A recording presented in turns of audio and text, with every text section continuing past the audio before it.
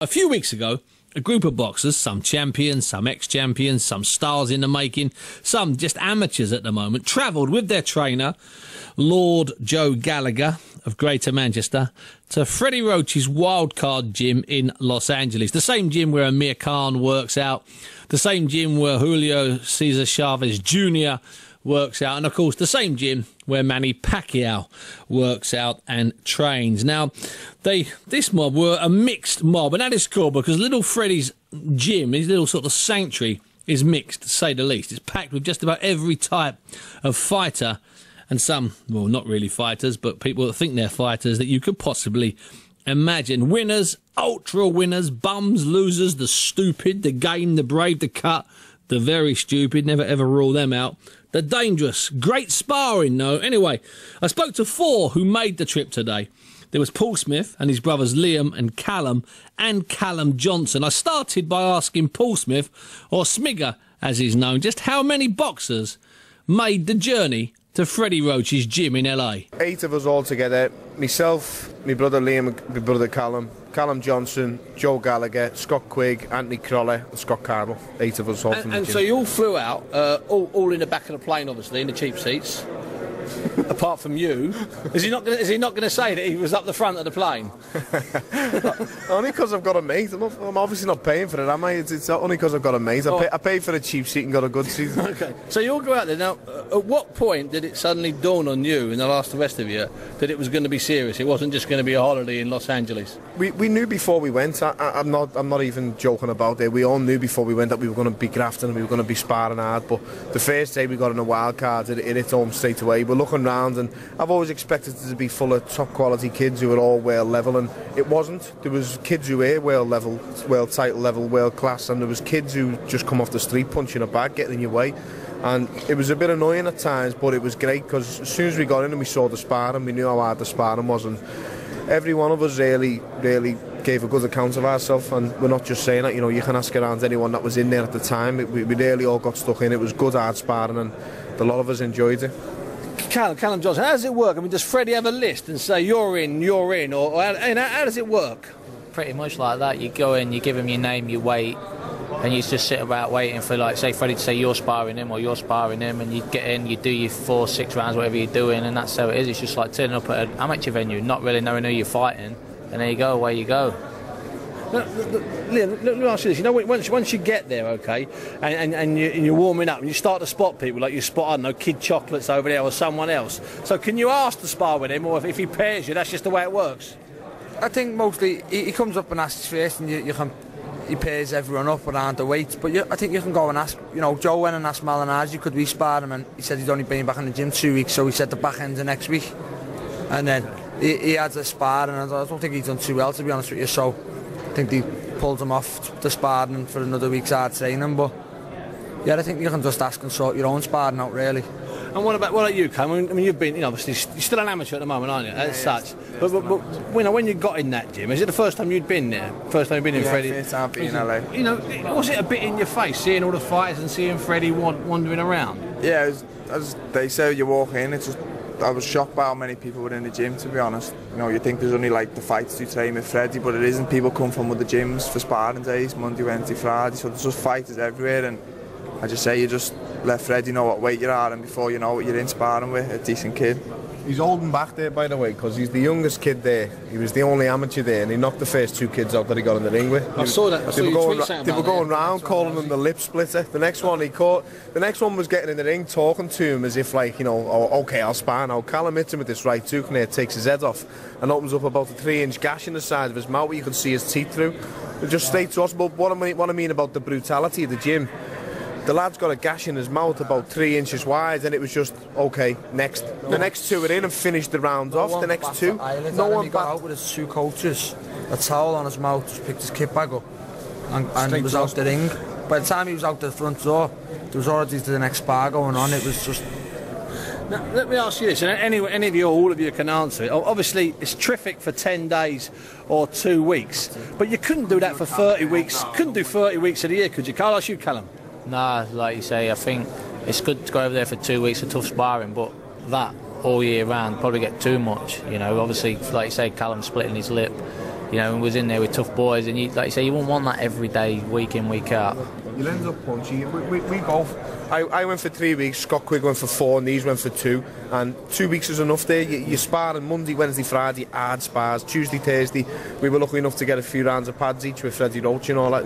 And it's good an experience to be in the ring with someone like him. And I wanted to just see whether he was as good as the hype. And when I got him, and he was. He's a really knowledgeable coach. And I always wondered why people were there, because any coach is a coach as long as they know the stuff, but he knew his onions. He was spot on. Everything he was doing, he was spotting little faults in us here and there, and he worked with every single one of us, and he was happy and impressed with us. And he never charged us to train there or not, and he was very welcoming. And I don't think many men over here would be as welcoming to a group of strangers in this gym, but he was great. But at Gallagher's gym, you do have people come in, don't you? At Joe's gym, people do come from all over the country to spar with you, in theory. Yeah, all the time, and we thought we had a busy gym until we got over there, and that's beyond a joke, that one. I think it's along the same lines. I think Joe may be going to start trying to do it. They have their sparring days is Monday, Wednesday, Friday. So I could go with you, Steve, and just as long as you've got someone to do your corner, you can spar.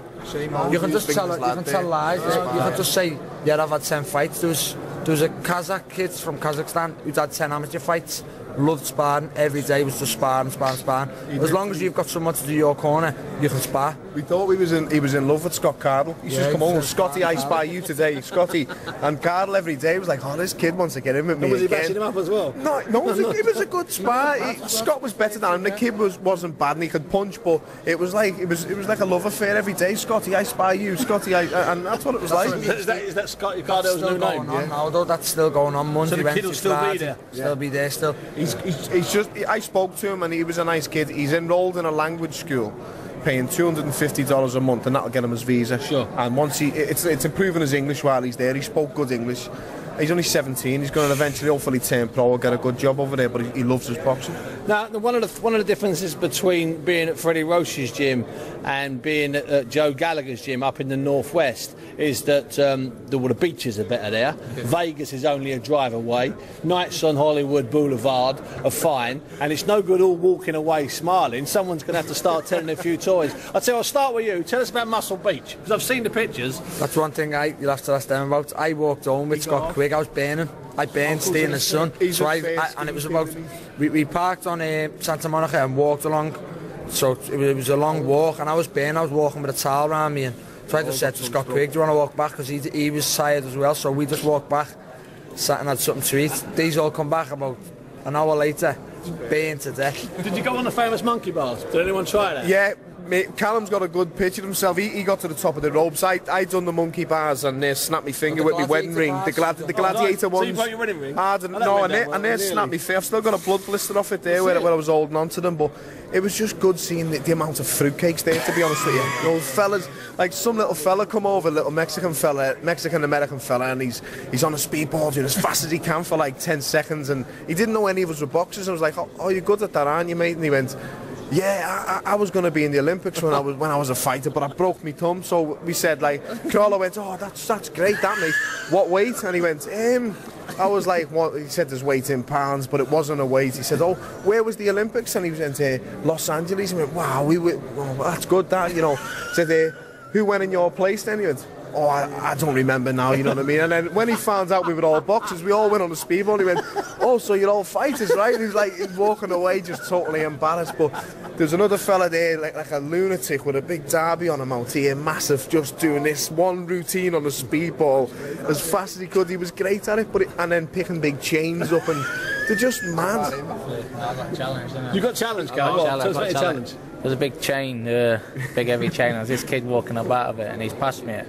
So I've picked it up, and he's trying to challenge me on how many times we can pick it up, things like that. You know, it's just full of mad heads. It was. Now, what about suddenly all this sparring, all the Muscle Beach stuff, and obviously a few laughs. Then suddenly there was a road trip to Las Vegas, where that must have been. It was fantastic. Obviously, just a trip. Where did you all stay, or did you not even bother with bedrooms? No comment. I'm gonna go. No comment at all. No, listen. We worked hard. We grafted really hard for 2 weeks, so like 10 days or something like that. And we had the first weekend in LA. Yeah. We rested a little bit, but we were still doing Santa Monica steps on Saturday, which is like probably the hardest run I've ever done in my life.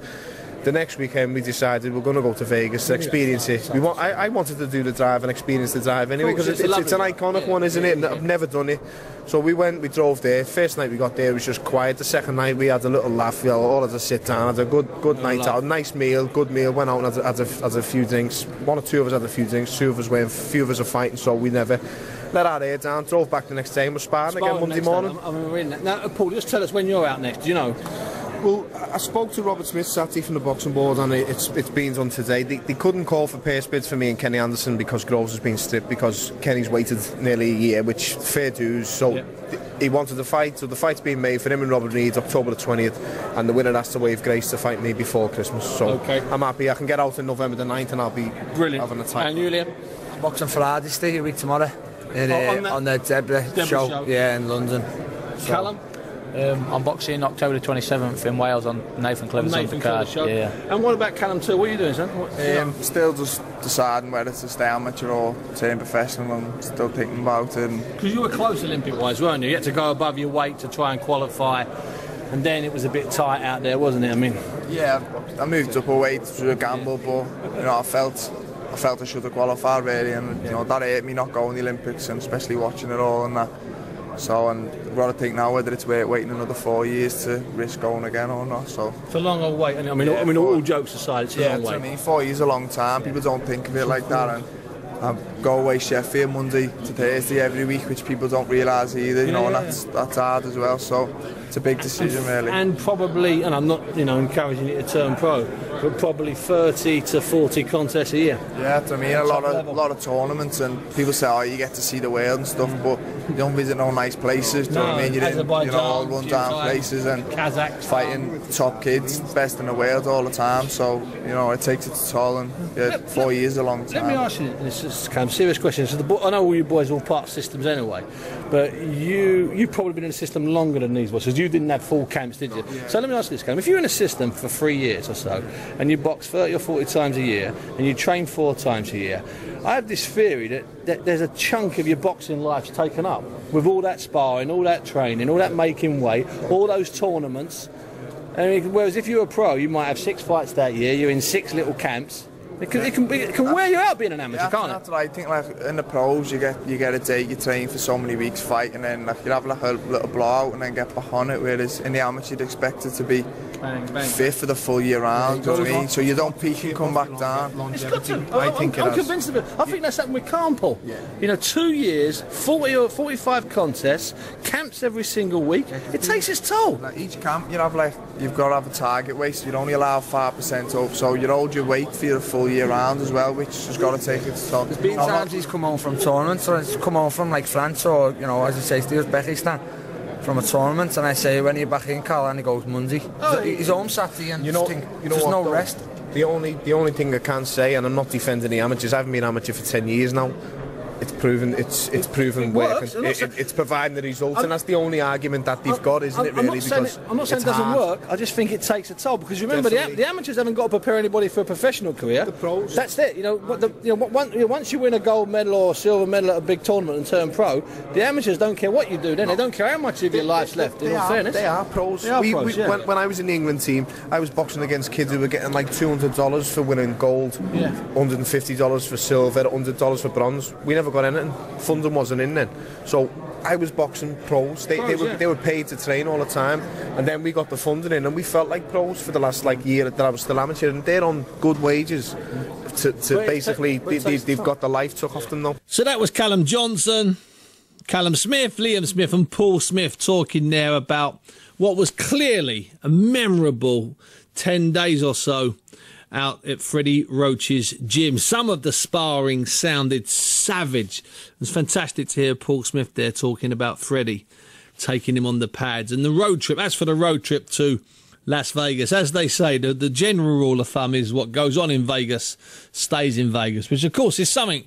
that the Las Vegas tourist industry stole from the world of rugby. And they said they put a trademark on it, the Las Vegas tourist industry. How bizarre is that? They can just claim what they like. It's Vegas. We can do what we like. We're bigger and better than anybody. Anyway, that was obviously a fantastic experience. And talking to Joe Gallagher about it, he wants to make it a regular, at least once a year, maybe even twice a year, if he can somehow squeeze in. It was interesting there to hear all of them say they could do the same thing at Joe's gym up in Bury. It makes all the sense in the world. All you got to do is just limit your days of sparring and get it down to 3 days so that people know on that particular day they will get world-class sparring and lots of it.